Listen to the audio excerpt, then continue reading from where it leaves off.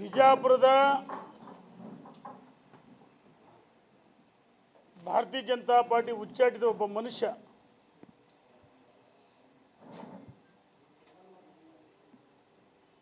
ಆ ವ್ಯಕ್ತಿ ಹೆಸರನ್ನು ಹೇಳಕ್ಕೆ ಇಚ್ಛೆ ಪಡಲ್ಲ ನಾನು.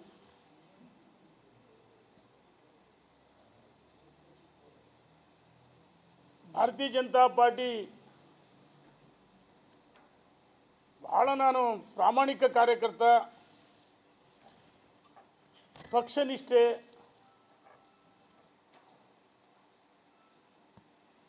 ಪಕ್ಷದ ಬಗ್ಗೆ ಅಪಾರವಾದ ಗೌರವಾಭಿಮಾನ, ಸಂಘ ಪರಿವಾರ, ಹಿಂದುತ್ವ ಅಂತ ಹೇಳ್ತಕ್ಕಂಥ ಮನುಷ್ಯ ಒಂದು ರೀತಿ ಅರೆ ಹುಚ್ಚನಾಗಿ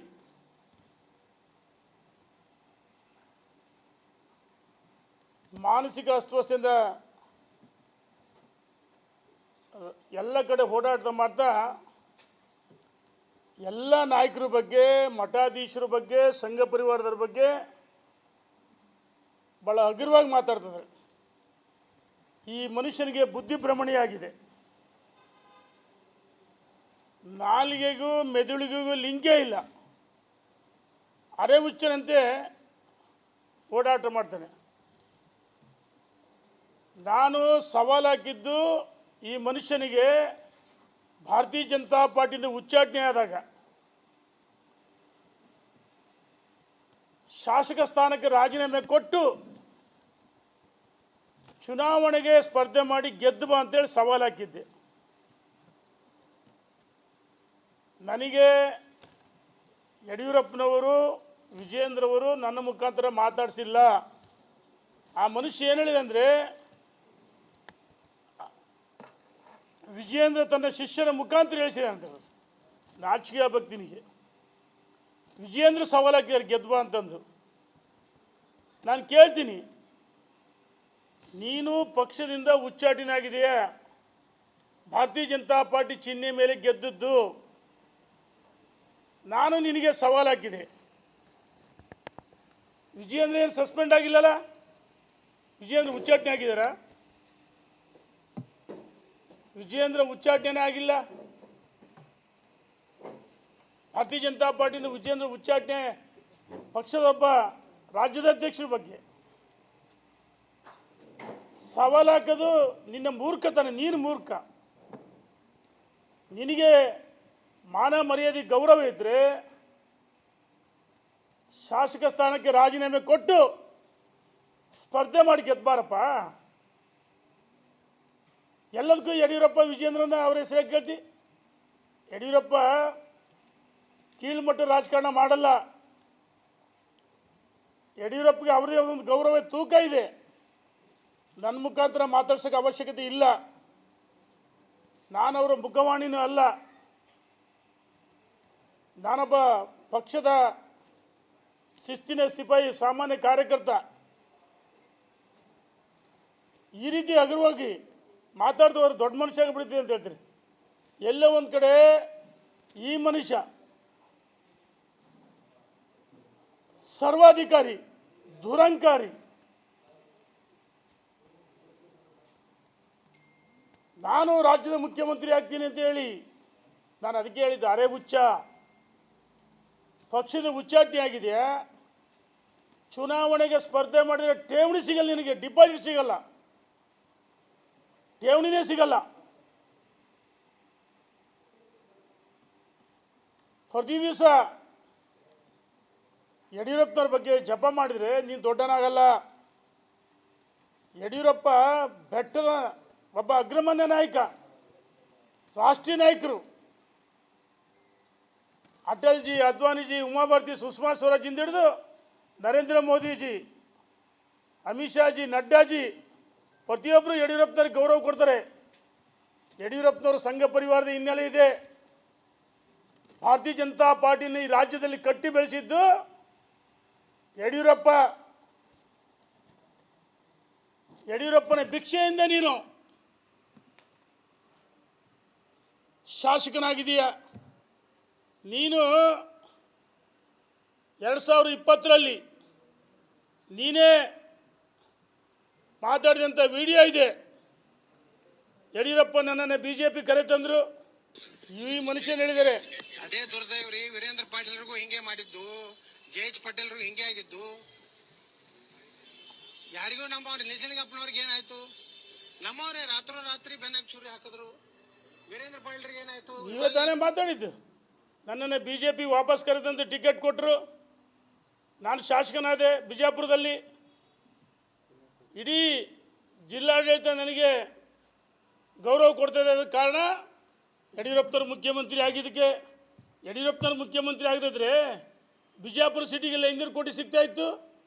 ನೀನೇ ತಾನೇ ಹೇಳಿದ್ದು ಎಲುಬಿಲ್ಲದ ನಾಲಿಗೆ ಅಂತೇಳಿ.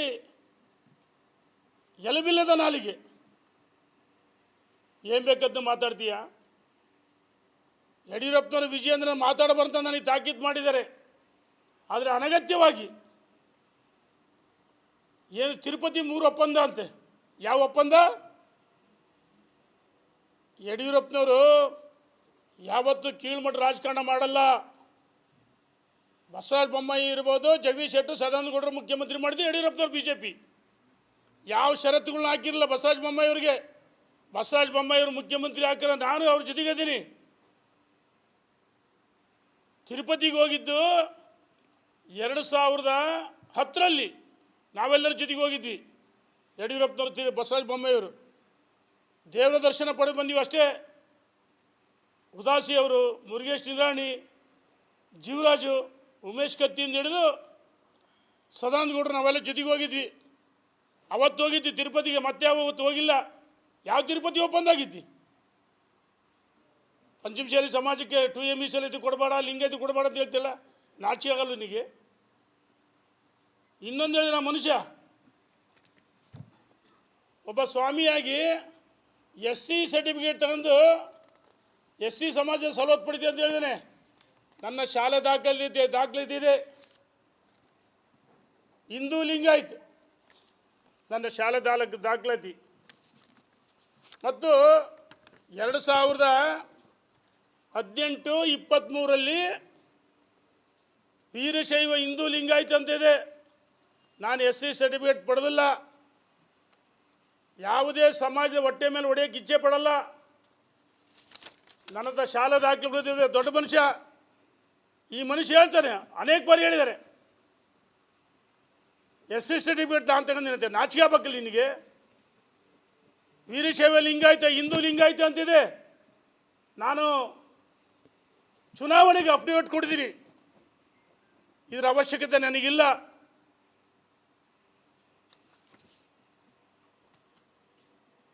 ಈ ರೀತಿ ಸುಳ್ಳು ಜನರಿಗೆ ದಾರಿ ತಪ್ಪಿಸಕ್ಕಂಥ ಕೆಲಸವನ್ನು ಮಾಡ್ತಾ ಇದ್ದೀರಿ.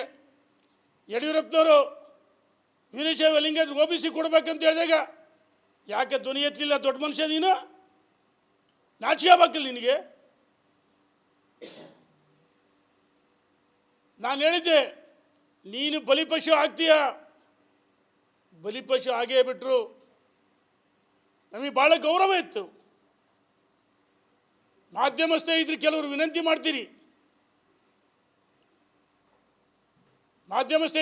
ಮಾಡ್ತೀನಿ, ದಯಮಾಡಿ ಆ ಮನುಷ್ಯ ಹಿಂದುತ್ವ, ನಕಲಿ ಹಿಂದುತ್ವ, ಇದು ತನ್ನನ್ನು ತಾನು ರಕ್ಷಣೆ ಮಾಡಿಕೊಳ್ಳಲು ಹಿಂದುತ್ವ, ಹಿಂದೂ ಹುಲಿ, ಸ್ವಯಂ ಘೋಷಿತ ನಾಯಕರಷ್ಟೇ ಜನಮೆಚ್ಚಿದ ನಾಯಕರಾಗಬೇಕು. ಜನರ ಮಾನಸದಲ್ಲಿ ಕೆಲವರು ಹಿಂದೂ ಹುಲಿ ಅಂತ ಹೇಳಿ ಸೃಷ್ಟಿ ಮಾಡ್ತಾರೆ. ಆಯ್ತಪ್ಪ, ದೊಡ್ಡ ಮನುಷ್ಯ ಹಿಂದೂ ಹುಲಿ ಆಗಿದ್ರೆ JDSಗೆ ಯಾಕೆ ಹೋಗಿದ್ದೀವಿ? ಫೋಟೋಗಳು ಬೇಕಾ? ನಮ್ಮ ಹತ್ರ ಎಲ್ಲ ಫೋಟೋಗಳಿದಾವೆ. JDSಗೆ ಹೋಗಿ ಟಿಪ್ಪು ಅವತಾರ ತಾಳಿ ಕಟ್ಗೆ ಹಿಡಿದು ಹಿಂಗೆ ಡ್ಯಾನ್ಸ್ ಮಾಡಲಿಲ್ಲ? ಬಿರಿಯಾನಿ ತಿನ್ನಿಸಿಲ್ವಾ? ಇಫ್ತಿಯಾರ್ ಕೂಟ ಮಾಡಿಸಿಲ್ವಾ? ಇದು ನೀನು ಹಿಂದೂನಾ? ನಾಚಿಕೆ ಆಗಬೇಕು ನಿನಗೆ. ನೀನು ರಕ್ಷಣೆ ಮಾಡಿಕೊಳ್ಳೋಕ್ಕೆ ಹಿಂದೂ ಅಂತ ಇವ್ರಿಗೆ ಕೆಲವರು ಬೆಂಬಲಿಗರು. ಅವ್ರ ಜೊತೆಗೆ ಯಾರು ನೋಡಿ, ಗೋಪಾಲ್ಜಿ RSSನ ಪ್ರಮುಖರು, ಅಯೋಧ್ಯೆಯಲ್ಲಿ ಪ್ರಭು ಶ್ರೀರಾಮಚಂದ್ರನ ಭವ್ಯವಾದ ಮಂದಿರ ನಿರ್ಮಾಣ ಒಬ್ಬ ರೂವಾರಿ. ನೀನು ಹಿಂದೂ ಆಗಿದ್ದರೆ ಅವ್ರ ಬಗ್ಗೆ ಬೊಗಳೆ ಬಿಟ್ಟಿದೀಯಾ? ಕಲ್ಲಡ್ಕ ಪ್ರಭಾಕರ್ ಭಟ್ರು ಅವ್ರ ಕಡೆ ಕೆಲವರು ಸಾಮಾಜಿಕ ಜಾಲತಾಣದಲ್ಲಿ ಇವರೊಂದು ಪೇಮೆಂಟ್ ಗಿರಾಕಿಗಳು, ಇವರು ಕೆಲವರು ಪೇಮೆಂಟ್ ಗಿರಾಕಿಗಳು. ಇವತ್ತು ನಾವು ಮಾತಾಡಿದ ತಕ್ಷಣ ಸೋಷಿಯಲ್ ಮೀಡಿಯಾದಲ್ಲಿ ಅದಕ್ಕೋಸ್ಕರ ಪೇಮೆಂಟ್ ಕೆಲವರು ಇಟ್ಕೊಂಡಾರೆ, ಪೇಮೆಂಟ್ ಗಿರಾಕಿಗಳನ್ನ. ಇವರ ಸಂಸ್ಥೆಯಲ್ಲಿ ಕೆಲಸ ಮಾಡೋರು, ಇವ್ರ ಸಂಸ್ಥೆಯಲ್ಲಿ ಕೆಲಸ ಮಾಡೋರು ಪೇಮೆಂಟ್ ಗಿರಾಕಿಗಳು. ಇವತ್ತು ನಾನು ಮಾತಾಡ್ತಿಲ್ಲ, ನಾಳೆ ಕೆಟ್ಟ ಕಾಮೆಂಟ್ ಮಾಡೋದು.